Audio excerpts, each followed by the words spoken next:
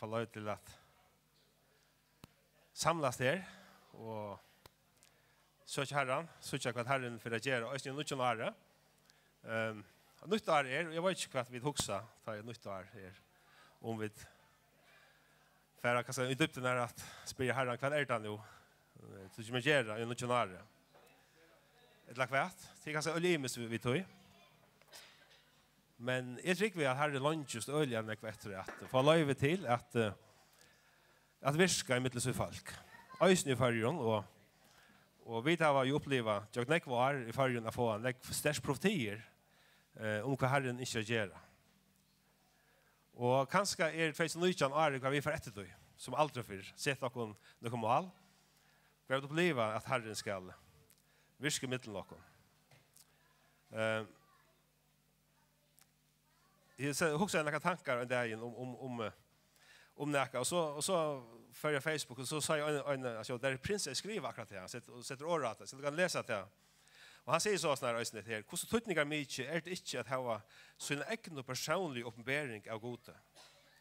Inte bara löjta vad någon annan har sagt där eller vad du hej läser ju en bok eller inte har samkomne. Allt detta kan vara gott men inte nog. Kan man komma en tøy, så du sars god for ditt egna vidkommande, så du kommer at kjenne han personlig. Og det ligger som her at det personlige forholdet, samfunnet vi Herren, kan være en parster av akkurat dagligdag.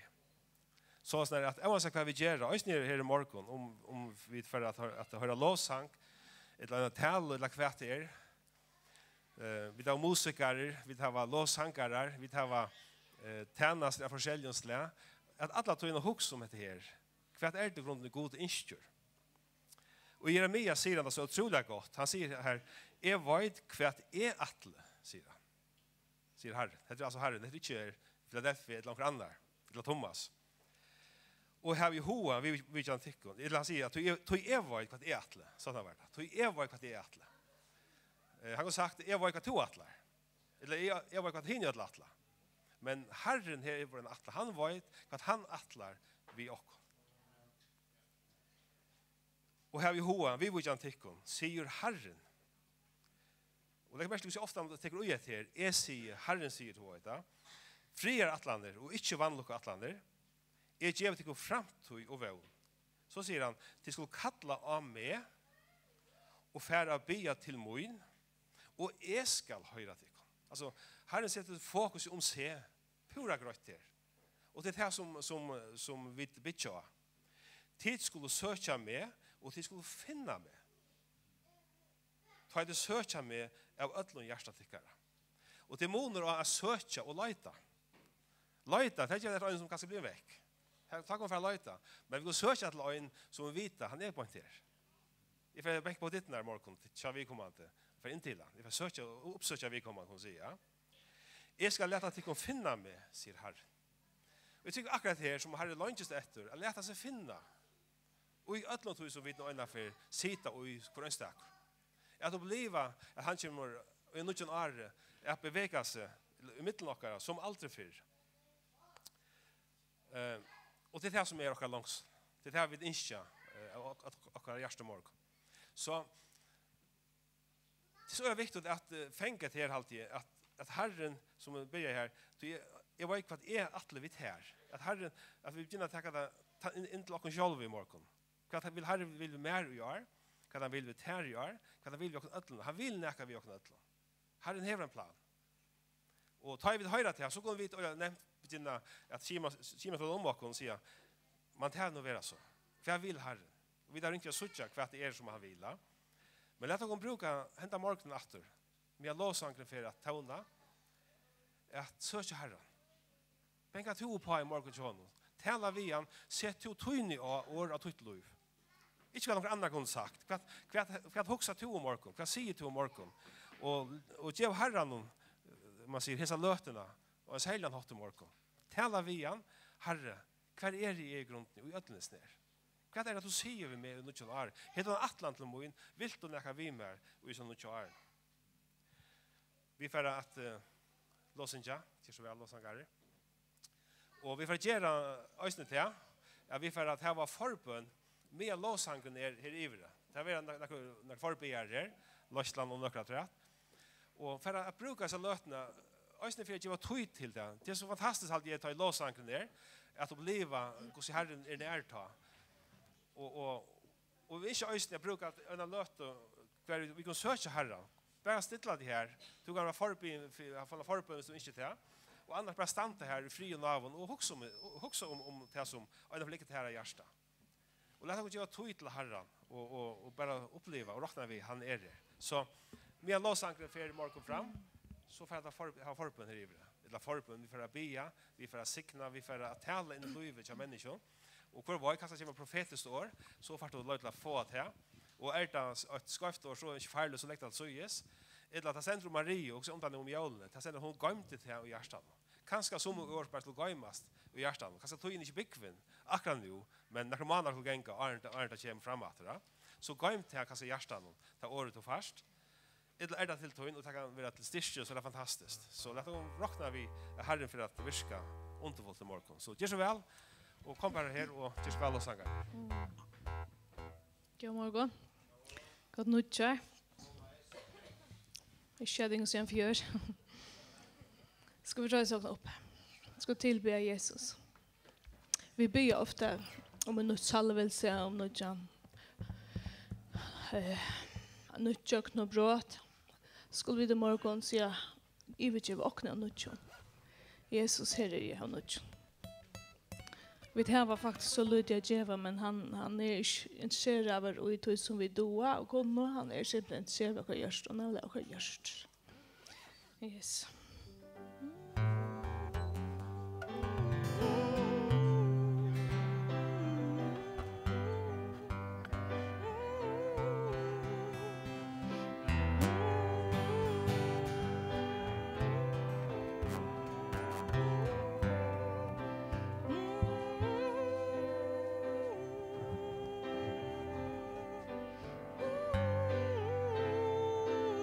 Jesus Messias.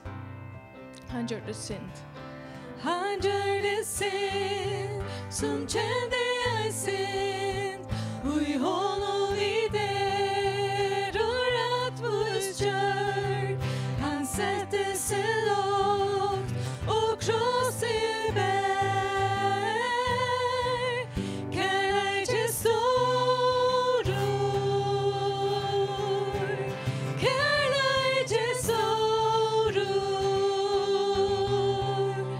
Jesus Messias, navn av Ötlåberg, tröstade Herren, Immanuel, Guds offer och deja, Guds offer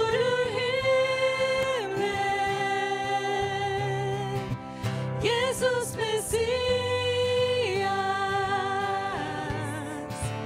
Herre God.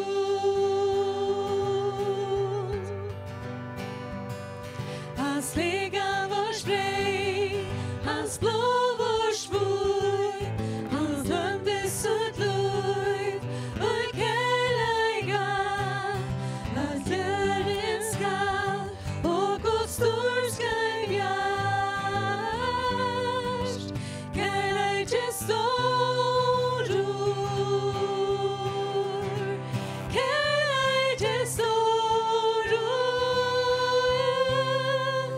Jesus Messias, navn av Ötlåberg, lossnare Herren, Immanuel, vår bjärging från dig, Guds offer ur himlen, Jesus Messias, Herre God, ödlöjvå,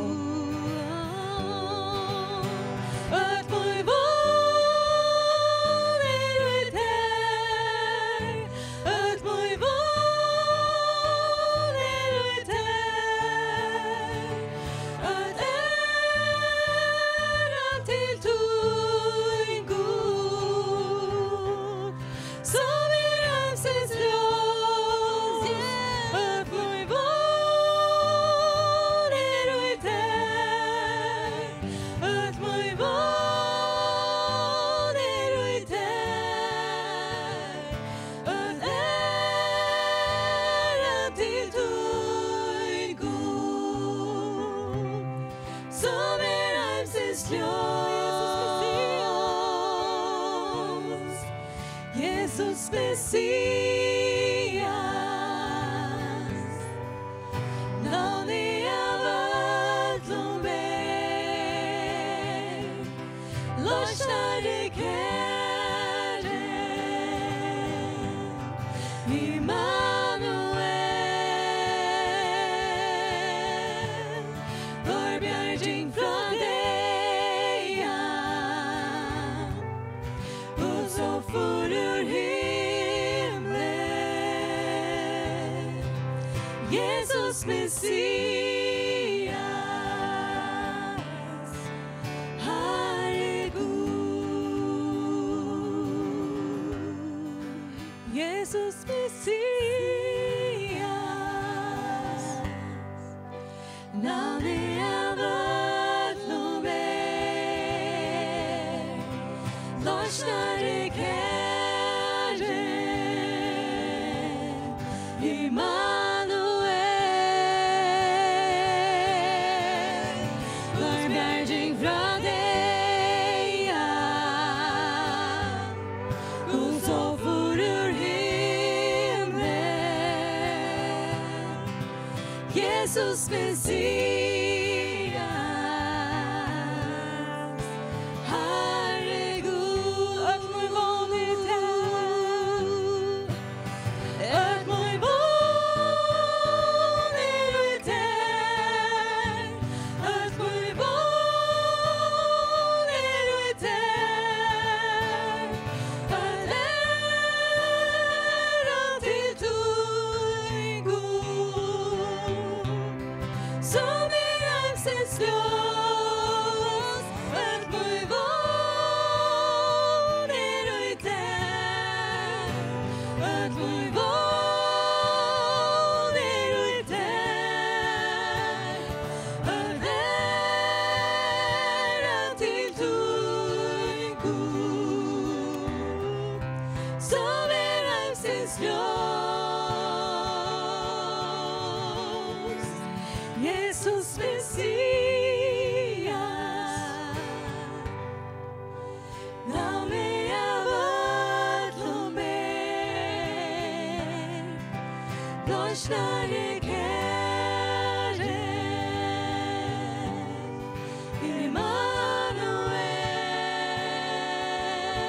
Immanuel, vår bjärging från dig, och så for ur himlen,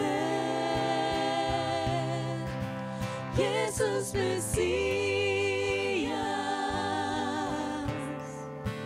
Herre god. Åh, Jesus, du är Herre god. Du sitter att tronen är,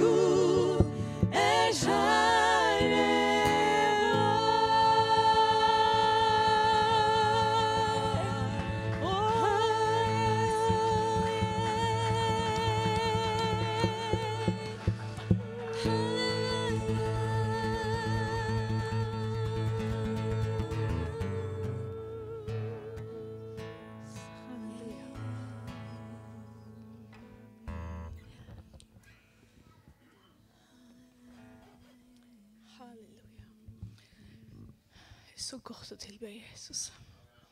Det är så gott. Det är så gott.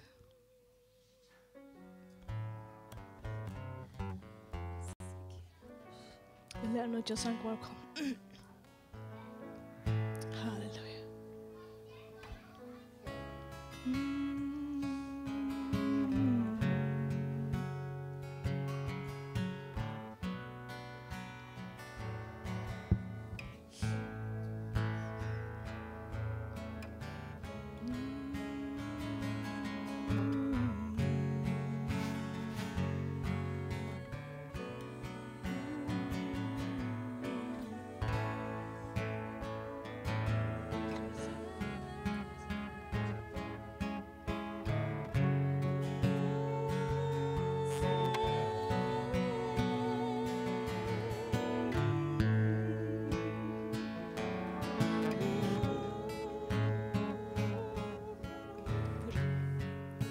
Så gjerne sa I 4 englar standa av henne 4 hotnon gjerrernar.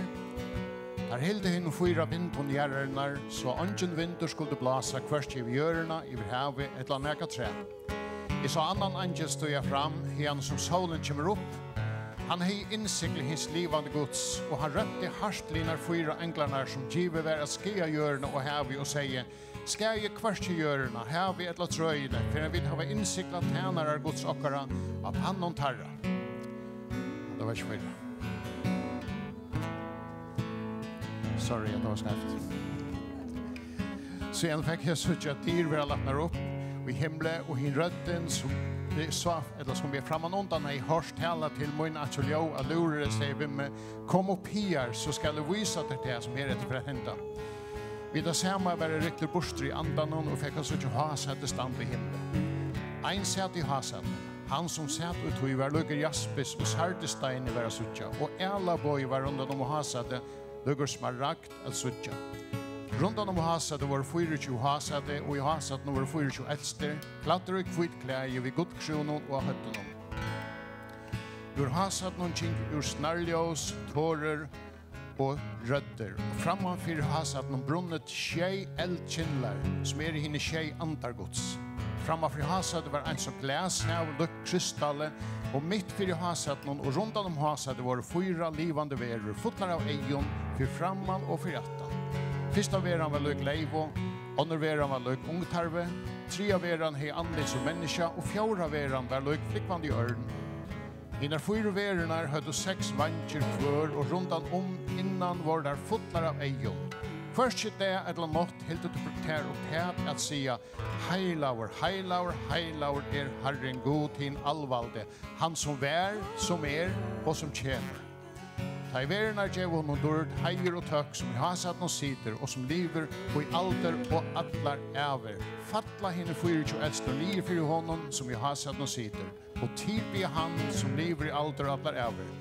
Jeg kastar kroner synar nye for har satt noen og sia Verdur to Herre og god okkara, at få dørd, heier og mått.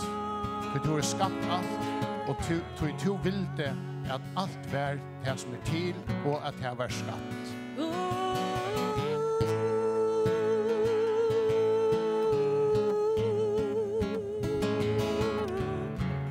Here we are, God, come before the throne of grace.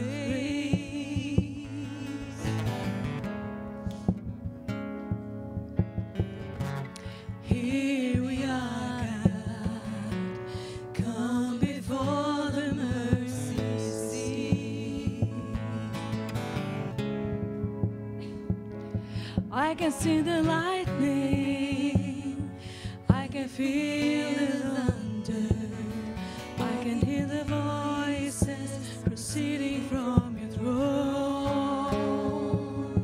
I can see the lightning, I can feel the thunder, I can hear the voices proceeding from your throne. 24 elders bowing low, casting down their crowns of gold, 4 living creatures crying.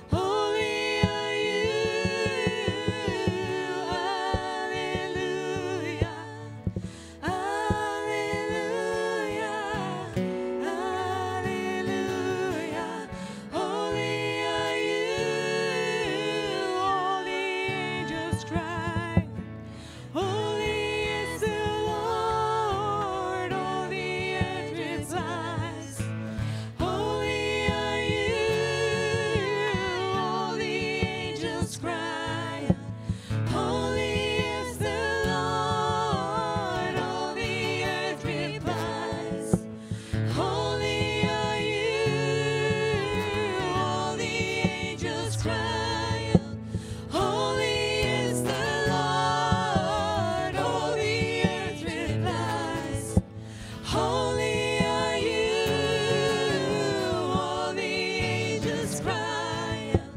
Holy is the Lord, all the earth replies. Holy are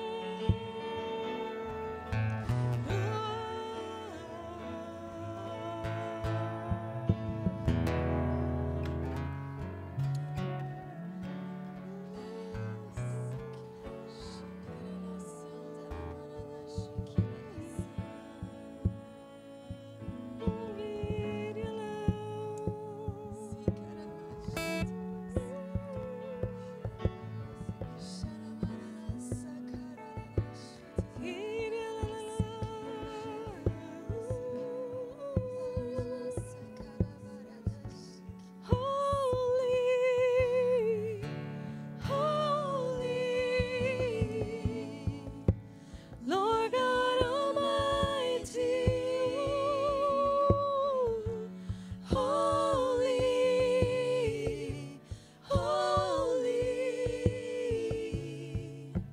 Lord God Almighty, holy, holy, Lord God Almighty, holy, holy,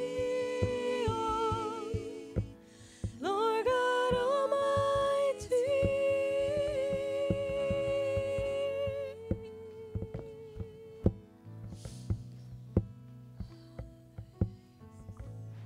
Hallelujah. Yes, God is holy. I didn't want to come and stand here, but it's very strong on me. I didn't want to come. I got this message for you. When I got the message, I thought it's for me, it's for myself. And it's very strong on me to give it to you. I didn't want to come. I said, God, it's for me. He said, no, it's for my people.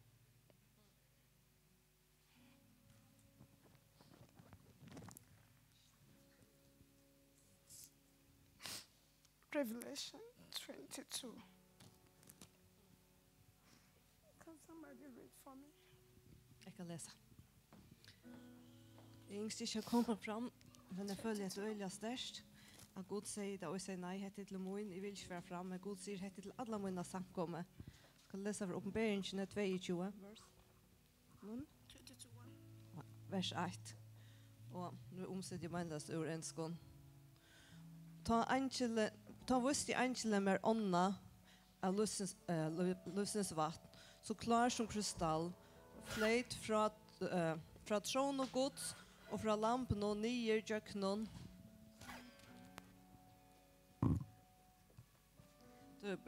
Store gøtene og i bøynen, og av hver skje og ånde stod av lysens trø, og i bor og avvøkst, frukt av avvøkst.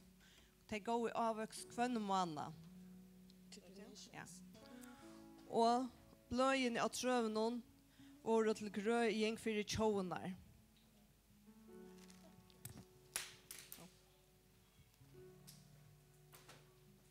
And also Revelation 21. Og jeg snur begynnelsen 21, Yeah, verse 5. vers 5. Vers 6. Han og av tronene sett sier, jeg gjør alt nytt. Ta sier han, skriva hetta nye, to hesi år og sann og troverdig.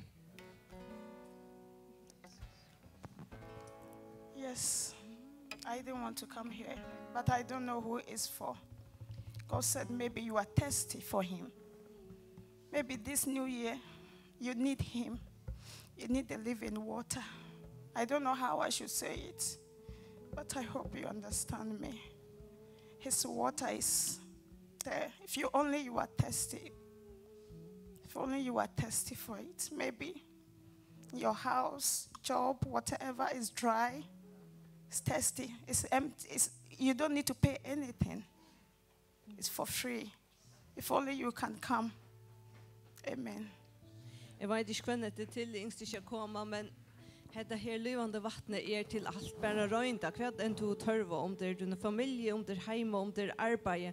Bare røynda og prøve dette året levande vatten. Med låsangren over kort, så her et år til det største mån. Til hvordan har du til sjølva? Og hva gjør du vet det? Hvordan har du hvis du hikker inn og ut i sjølva? Ytla ta i god ser til og hikker inn ut til. Men spørninger til samkomna, spørninger til mån, spørninger til tøyen, som jeg føler heilig andre sier, hva gjør du vet det? Det er eneste jeg har, som jeg har finnet. Vi er inn i 2019, men det opp til tøyen. Hva gjør du vet det?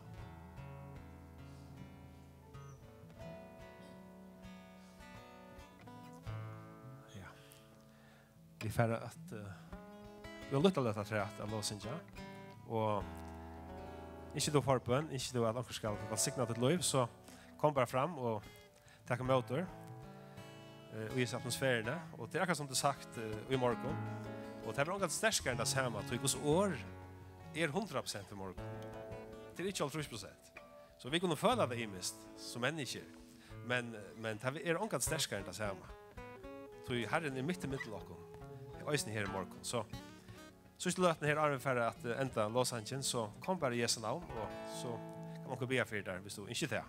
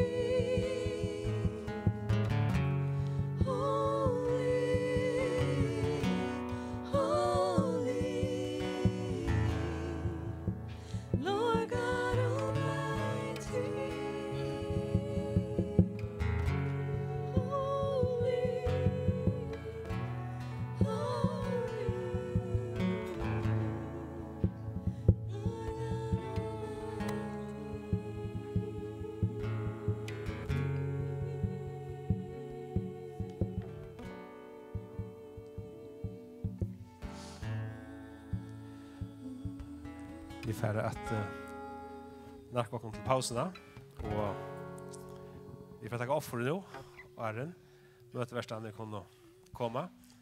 Så tackar vi lösningarna rösten som hesa vikna. Och till så bönarmöte i andra kväll, bönarskolan. Det blir det i en annan kväll. Epic så klockan 6:30 migda. Och Sisters House klockan 8 till 20. Det är faktiskt det som hesa vikna. Ja. Så tar vi det att inte offer upp så får vi att få en kaffemål.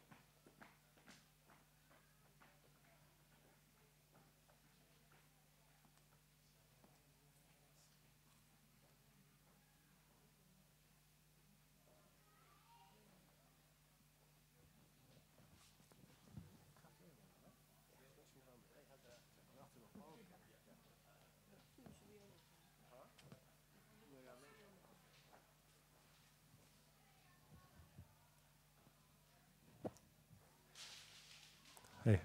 Kaffe är allt där att i morgon säger det. Så det är inte att det blir väck och sånt stär i hjörnet. Det är jävla träbär i.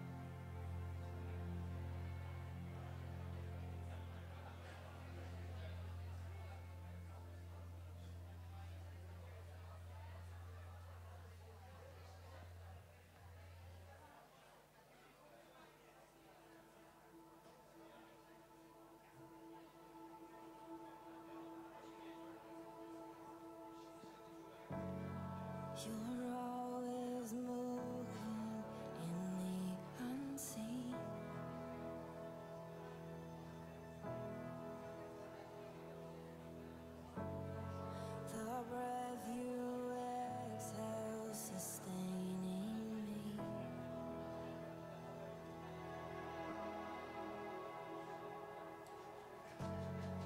Before I call, you know my need.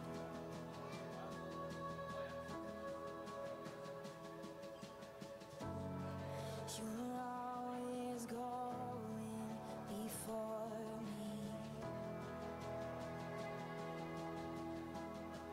I'm confident your faithfulness will see me through.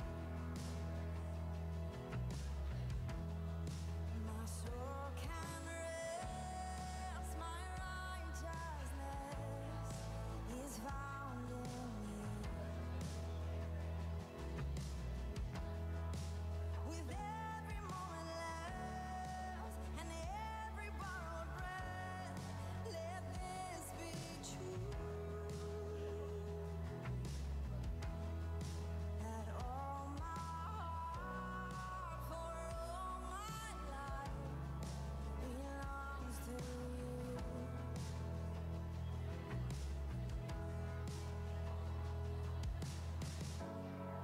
Your laughter scatters my enemies.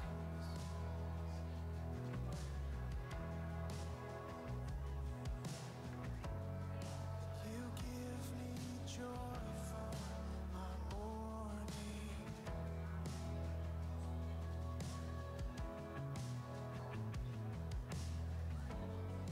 You lift my head so I can see.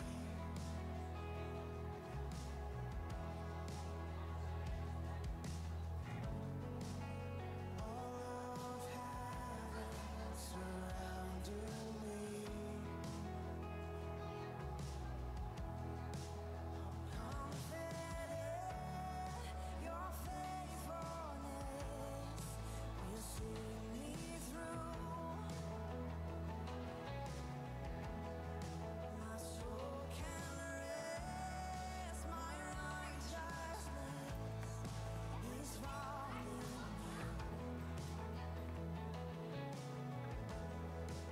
With every moment left and every borrowed breath, let this be true.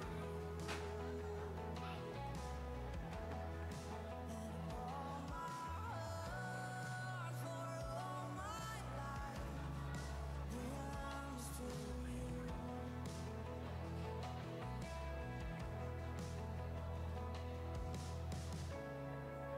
I won't win this battle with the strength of my own hand.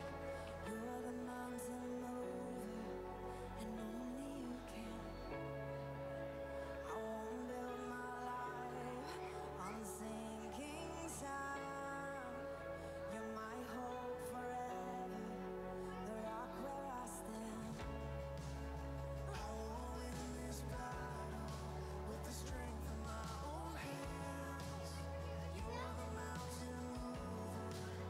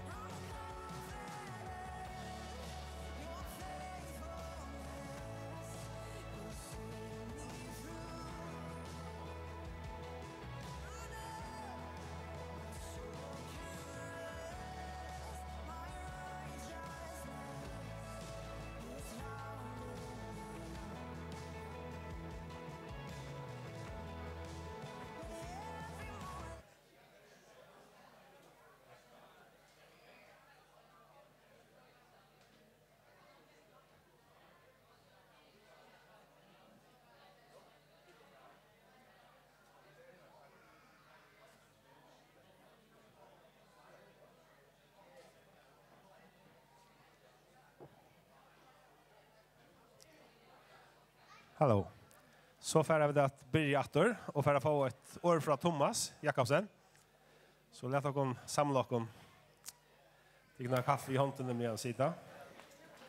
Så gör så väl och sätt er ner åter.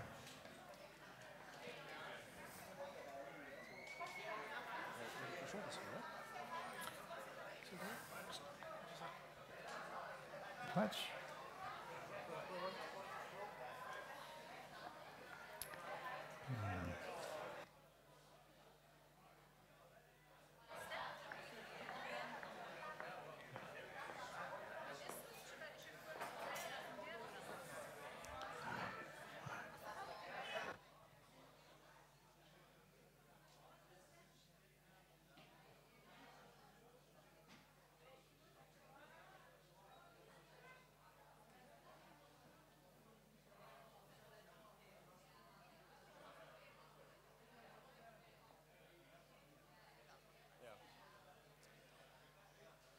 Söndagsskolan börjar efter nästa söndag. Så barnen kunde vara i barnarummet i det, samman med föräldrarna.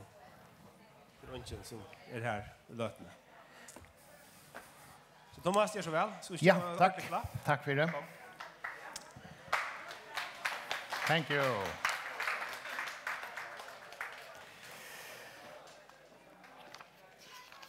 Tid vid har vi lastene tåse syndrom de och kjare och vi tåse om vi tar ett tema i fjör som är att sunda relationer tåse en ekon goda relationer och som vi pratade i så var det hesen sättningar som kom fram som vi kände. Her näka Herren ønsker at se vi okkom til å halde av fram vid til prosessen i at skapa himmel og gjør, og til at skapa et omkvarve hver vi truvast. Til øyla deilig å få kaffe og det sosiale hever eisen jeg kan sige, men det primære som skapar truna til at salen fær en av føje som kommer omanfra, som fær noen år som leisgiven fra himmelen, några år som vi har talat i av tronegods. Vi hade Kirsten blev gift i Vestkirkene. Vad det var det? 29 december allt det var. Jag hade förna frusat det. Och hon är spurt om jag kunde bära en hälsa eller bara se några år till henne. Jag kunde vara fröjer, så jag vad som det skulle vara. Det var inte talan, men bara göra en hälsa. Och jag minns det tar vikna och åren, jag också syndrom 3 och 4. Jag kan säga, jag klarar inte 4 gånger fler mannar från någonting. Jag skulle liksom ta det narskas och börja växa fram. Och jag minns det var en god vik och åren, så spurte jag Heliantas. Heliantas, kan du ge mig ett år till Kirsten och hennes man, Heina, och ge mig ett år som du sier av tronen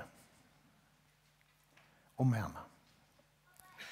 Och så tjeckade jag lite löta, man blir i tungkon och så dockade upp och så fick en sättning som vi gav henne och vi gav tajmon. Och det rakte näka och i henne som var bara där som det skulle vara. Och till så läs hela anten ner. Och vi kan se, vi kan följa och yes, det lukkast.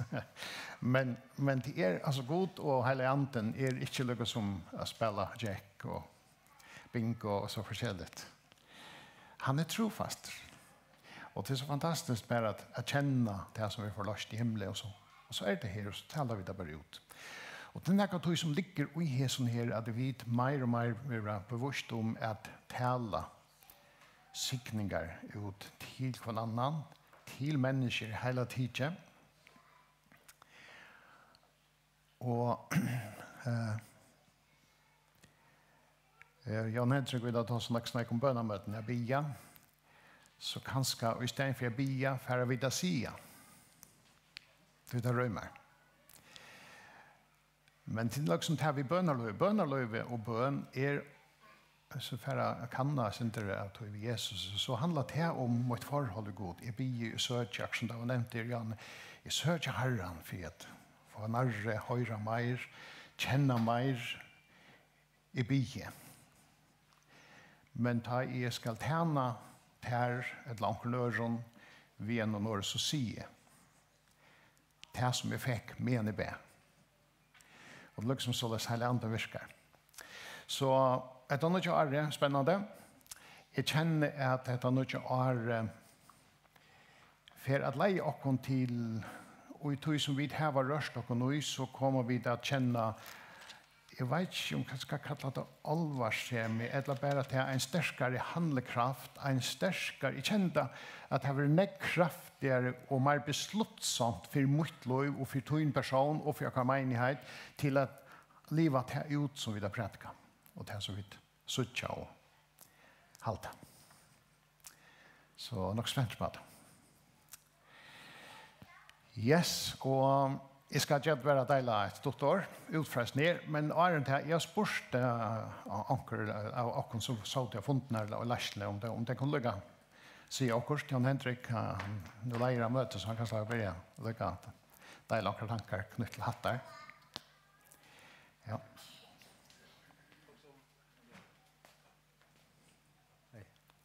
Ja.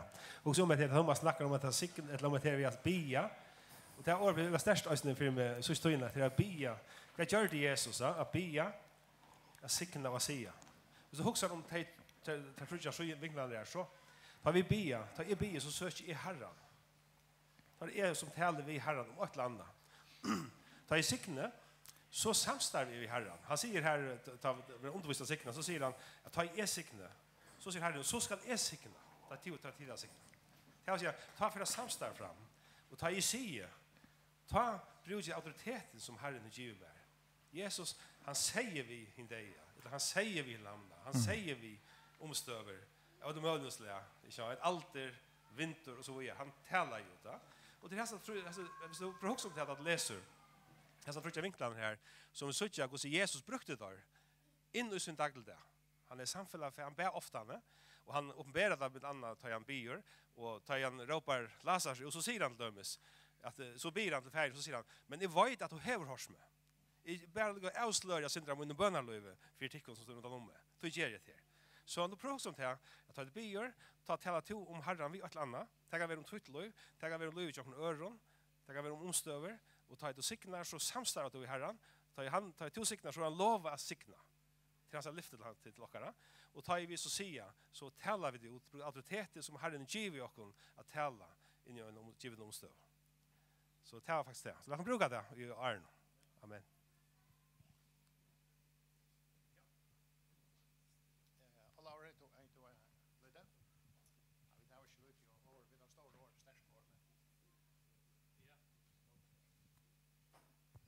Hallo, godt nytt år.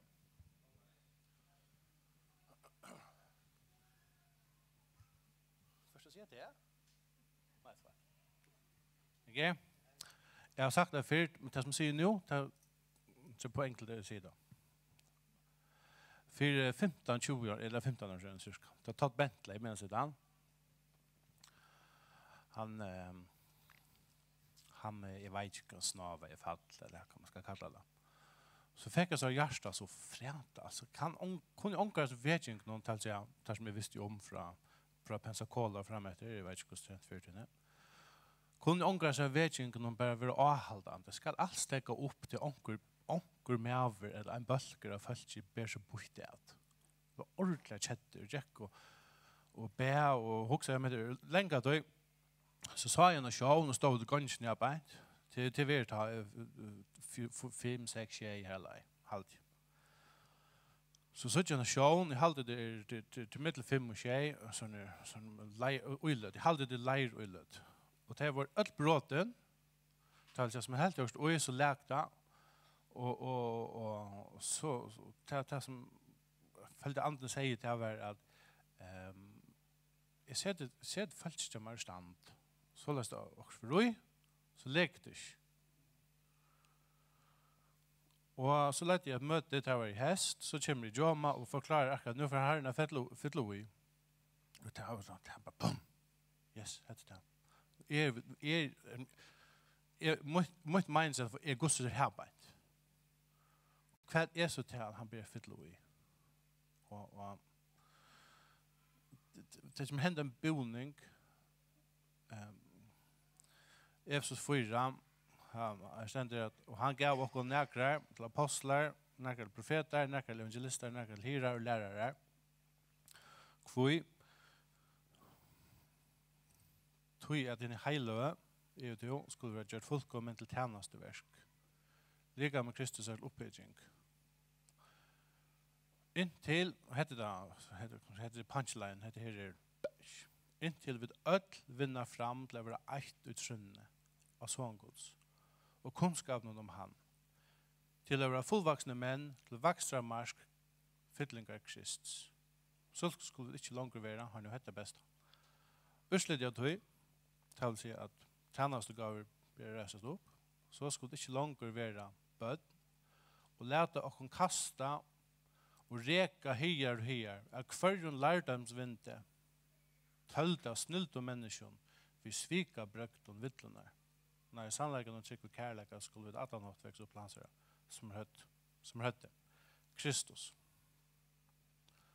Og så jeg er jo den gjør, trus, det kan skal tro i fyra en hjemme som har så talskaner. Jeg vet ikke hva støtt stikker ned. Det er så, jeg kom med noen deilige tog her som en boning kommer fram, og at vi, som jeg sier, av gulven følger hvordan tøtninger mitt er jo at vi kjenner til tjenestene reisast. Vi er her, utenfor Estrødene, you name it, lukket mitt, at vi kjenner tjenestene til å komme. Så at vi sitter 15 år siden, og folk er ved jøkken alt med til himmel gjør. Det er ikke ved utan åndsje at man får jøkken, det som man får jøkken. Så her er som man sier, det er en boningarprosess. Det er veldig spennende, det er kanskje ikke lettere, men det er en boning som er veldig god. Amen. Yes.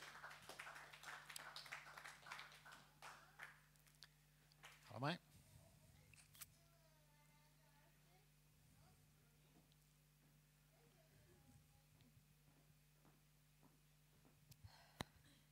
Ja. Jag säger att det är något som vi inte kan kontrollera till tunkarna. Så hon tar sig bara i siktning och ban. Och det vet vi att samma tunka som vi akkurat har brukt att låsa inte god vid, henne kommer vi dölja köttbruka till att genera omkring vi. Och den har också den kraften som ligger ute, som jag är i bådskapen till att vi minnas till syskorna som ligger i åker åren.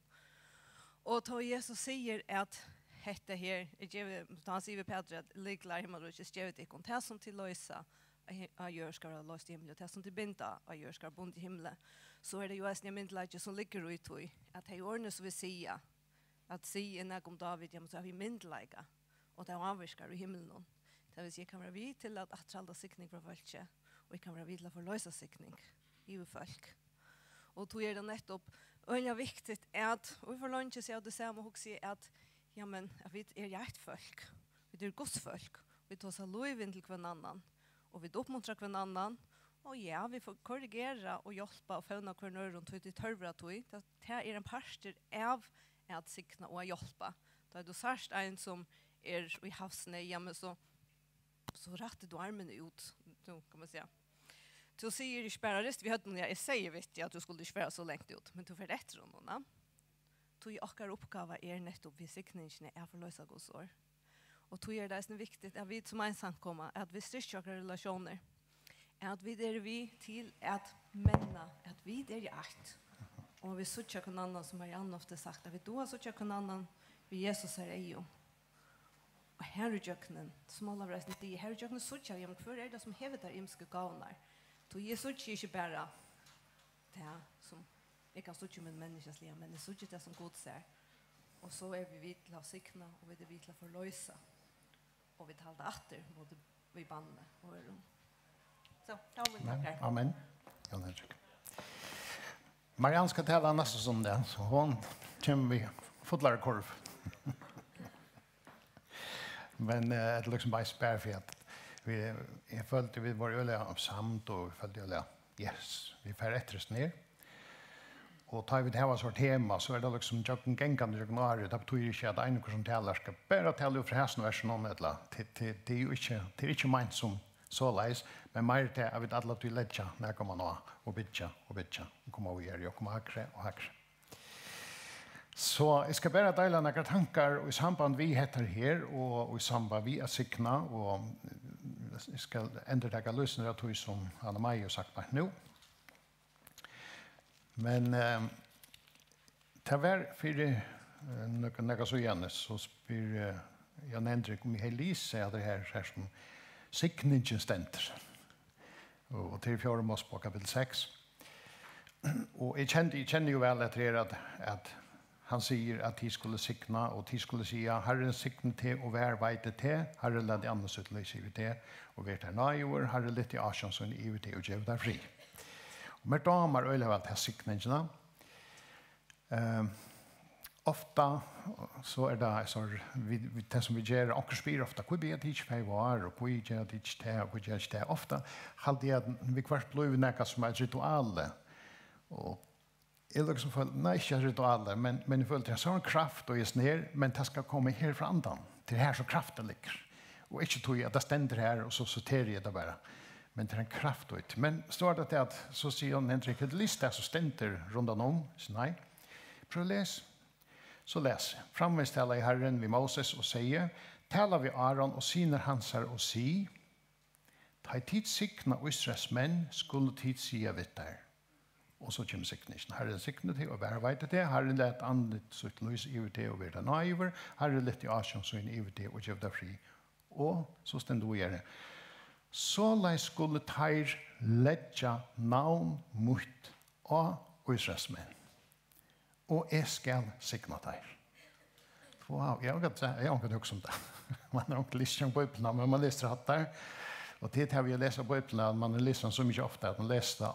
Har man läst så är det Lise. Och kände bara kraften och ner till att sikna och att tala sikning.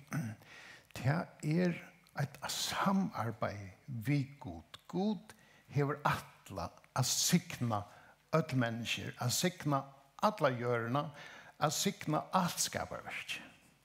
Och han sätter dig i Årstagaren og vi ført innatter i Årstagaren, Jøkken Jesu blå, og hans har fullgjørda versk, for at opptaka atter til arbeid, at sikna alt skapare verskots. Og til naturligt som en levande samkomma, som vi deisen suttja da fra brøvnen, at det vil være naturligt at trena og at arbeida vi ser sjølvun til at sikna her inne. Og så bera det til sina familie, til å bera det til sin arbeidsplass, til å som er bera det han vi er. At det enda vi, og nå fyrreiste bare på endan av møtene, så vi er med litt løte, til at du skal sikna ankra. Og faktisk er det av almindelig ringt til okkara vanlige tankegång at sia. Vi færer mer i vrabia. For at bare helt ærligt, så er det simpelthen det at det er nek lattere til åkken å si, Herre, hva sikna til Jan Hendrik, til så er det tøyne arbeid, ikke min. Og det er ofte at det ligger ut, og når vi mener det, og vilja ha bestemme åkken for det, så det skal det være, men hold det kryper liksom undan, og sier, Herre, jeg kan ikke, det er du som kan alt, hva sikna til han? Men Herren, og dette er vi da undervist, Herren svarer at jeg har skapt det, jeg har lagt ut til andamoen, for at du skal bære mine sikning ut til menneskene. Og bære til at stande innfor en menneske og skulle sikna. Men la den lukke hitje sindre på at her vi kan sikne. Men det her var en lukke som er sindre av en eye-opener for meg at så skulle ta leggja navn mot av Israel. Så skal jeg være vidt til å leggja navn gods at he ta i sikne til. Så da skal det være vitla leggja navn Guds i tøyner omstøver, ta i sikne tøyner omstøver. Og jeg skal sikna, sier Herren. Det kommer alt fra hånden. Men han er samarbeidsmøver, vi er samverska med en Kristus er. Ta i vidt hoks om å sikna, og vi sier sikne og banne ikke. Til fra Rambrand kapitel 12, jeg hadde vært den første, vi skal komme atter til det. Og tar vi lesa det, og tar vi høyre det, så det opplagt, og vi sier, ja, sjølvant. Lykken til vi kommer ut av slæmersene her, så vi arbeider og møter folk, og du er året hos behandler og alt, så har vi noen kjensler som ofta gjør at vi kjenner at vi har rett til å banne. Og hvis jeg sier vi omkring, nå banner du. Nei, det var ikke det jeg mente. Jeg hadde bare hatt så åretvist. Jeg kan ikke finne meg ut i. Og det er jo akkurat naturen som er så leis. Så jeg tar vi være åretvist vi handler i. Og det er obvious, det er åretvist, så kjenner jeg liksom en kjenslig i meg at jeg vil hodlas være at det kan ikke standa bare her og svære. Og så vil kjøtet reagere på sånn måte vi er sier til som å lukna ved barn. Men Herren sier og oppmuntrer oss til at vi skal sikna. I tog tar vi gjøre som PowerPoint, så kan man jo finne alle mulige sånne skabeloner til å sette det inn i. Og jeg valgte bare at vi vilja, for liksom å si, hikk, tar vi det i myskre, og vi føler vi det overratt hvis vi handler i, og alt det ringt rundt om åkken, sikne eller gal. Så kommer ljøse. Ljøse kommer innanfra fra åkken. Og til noe som til at bådskapen ligger at vi tar en styrke i åkken, en vilja i åkken til at livet og arbeide ut fra tøydypen som Herren har lagt ned i åkken av antallige ressurser. Og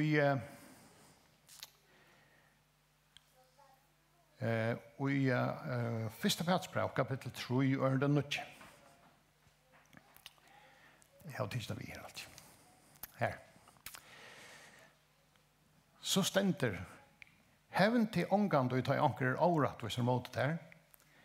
Jeg helter om anker hoar og ære meg i det, så hoa to ikke atter. Nei, og stegen svære atter vi er tala sikning i deg. Tog sikning er lyft i Herrens tiltøyn. Hvordan stender ikke tjena? Jeg synes det vil si. Men meningen er det. Ja.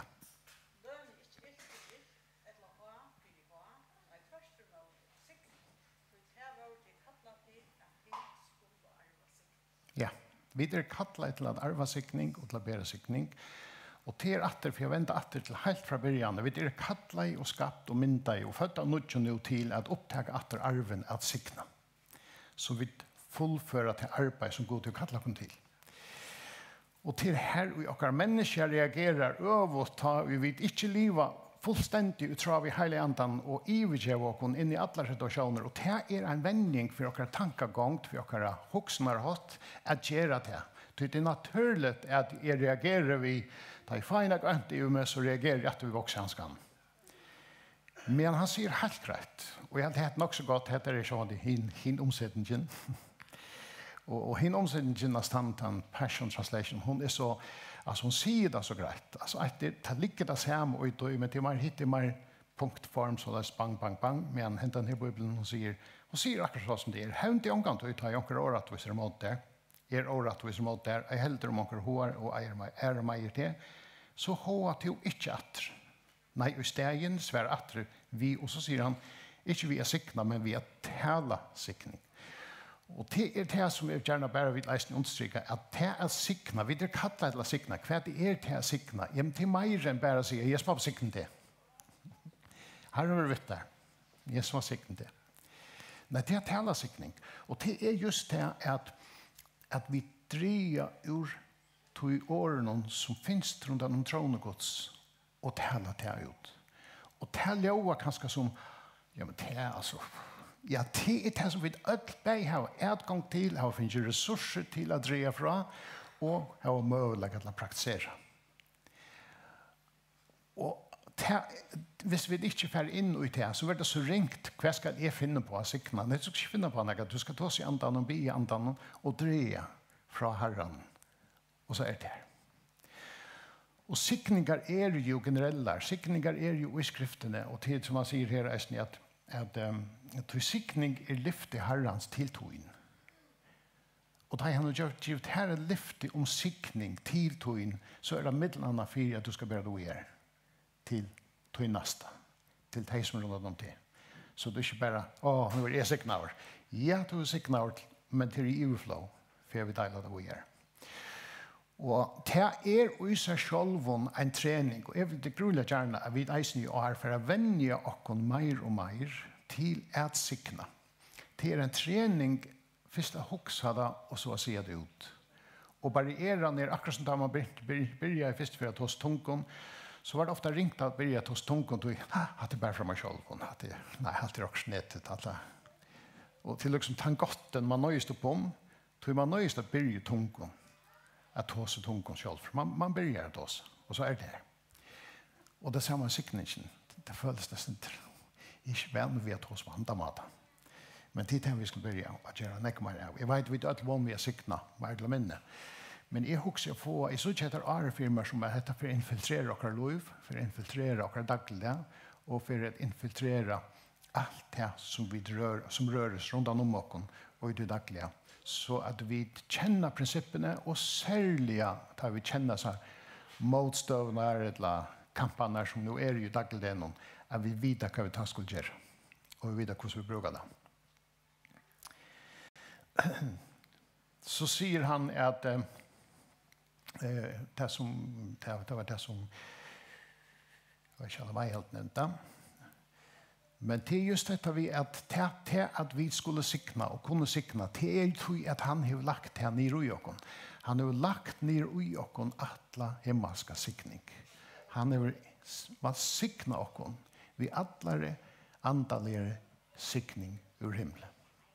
Og til det som Paulus skriver til Efesos, han sier at andalig sikning langt øst ut i okken som en kærleiksgave fra okkara underfulle himmelska feir herre okkara Jesus. Og alt tog han ser okken innbadla i Kristus. Heter årsøkken til at vi sikna og fakna hånden av ødlund hjärsta, tog prysa av dem, tog låsen av dem, tog tilby av dem, tog vi da se etter at alt det himmelska andaliga rydgjødømme kommet til okken. Han jo sikna okken vidt det, og det jo eisning atter til Peters brev, hvor han sier at lyftet at han hever sikna okken. Og det just dette tog han hever sikna okken, og øst og diver okken, og i rydgjødødmål, tog vi det innpadlet, vi det omfend, vi det i Kristus. Og på grunn av tog, så vedle deisen fram okkar løyve. Og til de ressursene som bare mest fornemmer at vi skulle trene noen til å dreie bort ur. Og jeg vil bare kaste enda bolten ut til hetta fra hese møtene, fra årsbyrjan. Ven tankar tøyner, ven munntøyn at tala til som sikning. Så vi kunne oppleve at det ryker okken. Det som så så fantastisk, det at jo mer man gjever hos ryker, jo mer fer man.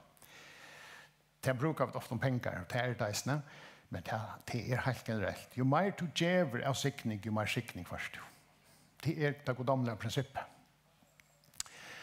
Og som mynden har vi brukt ofta før, og dette her liksom bare at dette beskriver så veldig vel, at til her innifra okkar hjärsta dype, heila i andan, til her innifra alt rydgjødom ligger, og postre inntil det heila i andans tungetala, som drever borster ur til innasta, og tog det at i öllon omstånd, for mot egna lov, eller om vi skal tjene øren, så det tungetala som kommer inn som et anbåt til å dreie dette vattnet opp. Og i årdøtten stender det at ramansens som djupvatten, men i vise han drev det opp. Og at dreie det opp, det så ikke som til at bio i andan, bruker tungetale, så dreier det opp, og så poppar det opp, og så kommer det setningar, år, det som jeg har brukt for. Og dette her, det daglige livet som det naturlige og lika med tjåken, og alt det porstrene som vi så har her, måneder og følge, og alt det sansene som vi kallar det, vi så van vid att leva ut fra hæsen som reagerar naturliga ut fra tøyfallna människan, så som vi människor nu det. Og vi har imens temperament, men i bunn og grunn så vi at øyla lyka helt nere av basis. Og tog til for at bli født av nødjon og få hentan heile andan, nekka nødt som skal renne ut. Og må arbeida av vi tungetallene og vi heile andan og samstarva for å få avverska hettar så ikke blir vi at livet etter en gammel livsmønstre, og så det så herlig der jeg møte, og så gengra vika, og så har jeg virkelig bruk for å komme og møte etter, for jeg fikk lov etter. Men at det dagliga tilføre til godomlige kjensler som i uihelig andan. Her ligger alt. Jeg tok an og sånne mynd vi eisen ikke.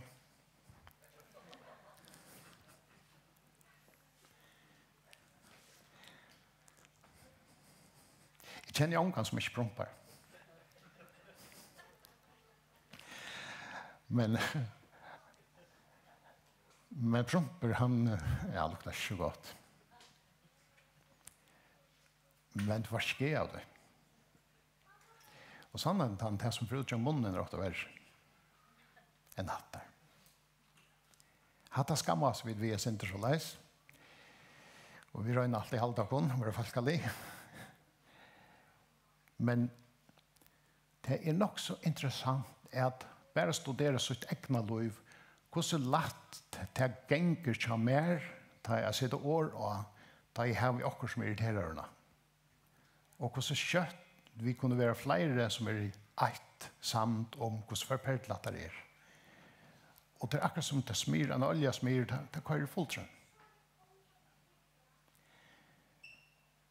Og det er her vi har bruk for å genge mot strømmen.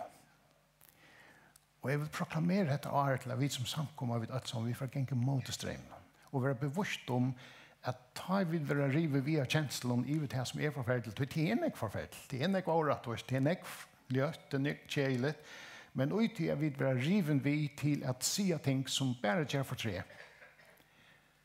At vi klarer å bremse det og si, nei, jeg har sett meg fire. Jeg genge mot strømmen. Jeg er ferdig å toa herfra. Nek bedre lukter. Jeg sa som enten firmer om sommer, solen ganger, og då så otroligt väl fänga sin flor om sommar. Alltså jag det är mest om sommar. Men det är sån en sån catcher elektrisk. Ja, då väl. Vi sitter fast, det är bara sommar. Nej, säger de, det är så irriterande. Och det har vi så säga själva. Alla vindarskarmarna är fulla av svart och brick. Och så har vi åkt i häst, det ringde var väck. Och jag sa firma bara som vinterna, de svarta prickarna som kommer härifrån. Och som smittar här, och så ligger en här, och en ligger här, och en ligger här. Och så blir det tjickre, och tjickre, och tjickre, och tjickre. Och det avvirkar salen av tjock. Och här sal, för alla dessa flodplättnar, för jag brukar det. Ase. Av timon åren. Det ligger liksom salen. Det avvirkar okkara sinn, okkara tankar. Hetta avvirkar så sannelig som salen, men på en helt annan måte. Og oppgaven til okken hverjon vil jeg vidreie fra. Vil jeg dreie fra hæson, så at det kommer en sikning ut, eller vil jeg bruke ha det her, fra det min sals gamle reaksjon, og det begynner at være sin prikkot, og i min sal rundt om meg. Og jeg lukker efter at tog alltid at dette her, dette bøyler det gjør bare sånn øyelig gå av frakring om, og dette er simpelthen bare oppskriften av at God hever lagt alle ressurser nere i oss. Alt ligger her, alt. Alle andalig himmelsens sikling ligger her nere i oss. Men vi må kjempe for å dreie dette inn i oss liv, så det får utgjøre noen munn, og at det merkes at det er en kraft ut, og vi vil liv ut fra det. Så det var liksom bare det jeg ville deile vidt i gang. Og det var dette som meg nevnte jeg snitt, at Jakob sier at det er vi at den samme kjeltan gjør ikke bare baksvatten og godt var søtt vatten. Til retten eller hva det er for træt og for det virkelig jeg fikk tre og leide tomaten og så videre. Men til tingene som kommer fra oss, vi kunne oppleve ut fra hæson at vi er spalta i. Til vi først, så tar vi til tungen og var sikna vidt, og til neste løtene, så dreier vi herfra, og så kommer, for jeg kallar at den her flolorsteren ut etter. Og det gjør jo til at vi virker som Hva er nok hva du gjør? Ja, men vi er stadigvæk frelst. Vi ber stadigvæk Guds sikning. God teker ikke og minkar og sier, nei, nå har du sagt sånn jeg kjel til det, at nå har de minket sin ressursen. Det gjør han ikke. Han har givet der alle pakken, han har givet der alle sikningene, han har givet der lot i ødland i himmelska. Og det 8 trei, det 8 nega som helst. Det som og det er det som vi snakker eisen om, det synd og det vi synda, og livet synd, eller parstvis, det er jo det at synd og det som årent, dolkar okkar egna liv, og vi får det verre. Vi får ikke utløst alla sikningene som God hei først alla til okkon, for vi kunne være uger. Og tog må vi arbeide på okkar egne frelse, for at hele andas liv kan fylla tankene og sinne, og til håndene så begynner sinne til okkon å føle til at det er normalt at sikna. Og alt det hjärsta, det føles ikke alltid nevnt bare sikna. Det er ikke det tradisjonelle som er livet i, men er alt mer liv og mer ut. Og det her føler jeg, vi får mer i arbeidsklær, vi får mer i klægen som det sasta, nå ber vi det virkelig, disse draktene, som skal hjelpe oss til det. Så etter til Jakob, så sier Jakob at ur samme munne vedler fram lovprøysen en av løte, og løte setten i år som banna. Mine systrar, min brødre og systrar, hette alltid alls ikke ver. Og det er det heller ikke. Og det er ferdig heller ikke. Det er det vi sørger for dere, at det er heller opp het. Og det er jo eisen en prosess. Altså, jeg mener vi da tog som er det for lengst siden, og vi vet det, og vi vet eisen, og vi doer det parstvis, men det er nægget etter mål. Og vi får etter det, for jeg får det fædre, og det er helt givet at det brøyter ditt liv, det brøyter mitt liv, og det brøyter dere relasjoner. Totalt. Det gjør nægget vi også. Så hette det vi får etter, og for at det er gata verset som vi begynner vi, til at sikne og banne ikke, så stendte det i Romarbraun i Havdesten her. Nei, det var det ikke her. Ok, så har vi det ikke. Men så tatt det fra, Romarbraun 12:14, så sier han, tale sikning, ikke bann, og i det første skal stende sikne og banne ikke. Og jeg sier, hinner omsetning stender tale sikning. Og det er det som vi også gjør det mer. Vi skulle ikke avgjøre sammen. Jeg får tale sikning. Tale sikning og banne ikke. I vet hei som venter deg om badge eller forvilger deg om. Så lukker vi ikke kvart. Dette er jo oftast Paulus og Peter og tar skriva etter grønnek til samkunnet. Det var nekk forfylging, det var ytla ved færen, og det var nevnt at bliva. Og han sier, men løn er ikke ytla ytlån. Det var Jesus eisning av lærersveien på om sikne de som hadde dikken, sikne fortjene dikker og så videre. Og jeg vil så gjerne bare legge trøst etter her at ta vi sikna, så må vi tale. Og så må vi vite til en kraft og i tog som vi taler. Lyga som at det er eisning en kraft og i tog som vi banner. Det er en kraft og i tog. Og det sas, det merkest, tar vi tåsa negativt. Det er bare her. Du kan ikke forrette du takk og du, men det er her. Men sikningen forløser. Hun setter folk i frihet, hun sitter med i frihet. Så feir er vel det kunnkjøre i dette året, at vi sier ja til at tale sikning til hver annan, til okkar familier, til okkar viner og kjenninger, til okkar arbeidsfeller, til folk som vi møter i handelen og gøten. Feir vi sier ja til at arbeida vi okkar sjolven, så at de tar føyrene og okkar tankegång være formeier mer og mer av tog dype av sikningar og rydstømme som ligger i okkar hjärsta. Og det vil jeg kunnkjøre i Jesu navn. Halleluja. Amen. Så jeg har også sagt at få låsangarna synes jeg til sunk også da jeg kom inn, da jeg vet dit enda. Det var så deilig kår som ikke skal det være. Det var veldig pent. Men skal det være på det? Det er sørste som du døver i. Ha? Hva er det hold i? Vi har også kunnet synge en strofe, og så får jeg oppfordre dere til å reise dere opp. Og så får jeg ikke gjøre beskjed opp på at nå skulle jeg øde, men jeg får oppfordre dere til at færre løsende ut med stålene og være sikne mennesker, og ikke bia, men sia. Tala er sikningarår, som er, som sier, at grunnleggende fra Bibelen, og til tog vi kunne alltid sikna, Vi behöver inte bo efter en uppenbering att jag har Herren säger. Vi kan bara sikna vid de åren som stannar i skriftene. Herren älskar det. Herren har höga tankar om det. Herren har framtid och van för det. Till alminliga sikningar som vi finner i skriftene, och här är det här, och här kan vi bruka, och här kan man bruka och träna sig, och så duckar ofta en sån sättning upp att och förresten känner jag att det som du ska ta stöd till Herren för att ladda upp för det där, och så är så kommer det personligt. Så kunde vi inte ända vid tog resa oss upp og flyttekna sindru rettjenon og tusen dukker selvfølgelig, men jeg vet ikke til halvdig kjefer gjerne, men takk mot sikning. Vi ønsker at alle få en sikninger år. Så jeg var sikningen, jeg var siknet av nødt året, og i tale Guds nøy og sikning skal fylja ter, og i takk til den, og i tunnen arbeid, og i tunnen virke, og i tunnen posisjon, og i tunnen skola, alle steder her som du er. Skal Herrens rydgjødom fylja ter, og gjør bruk av det.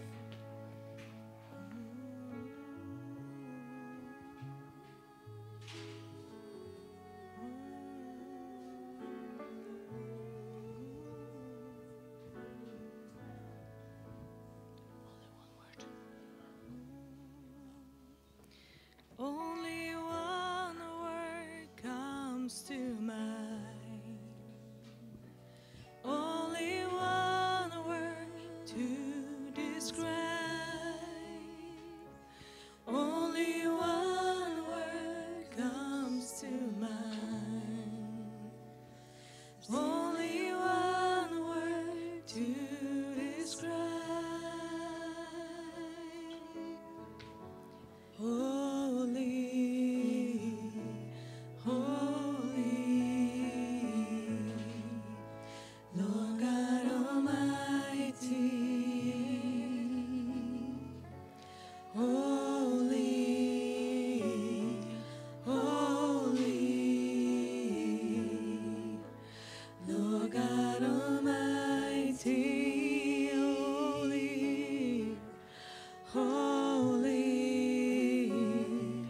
Holy,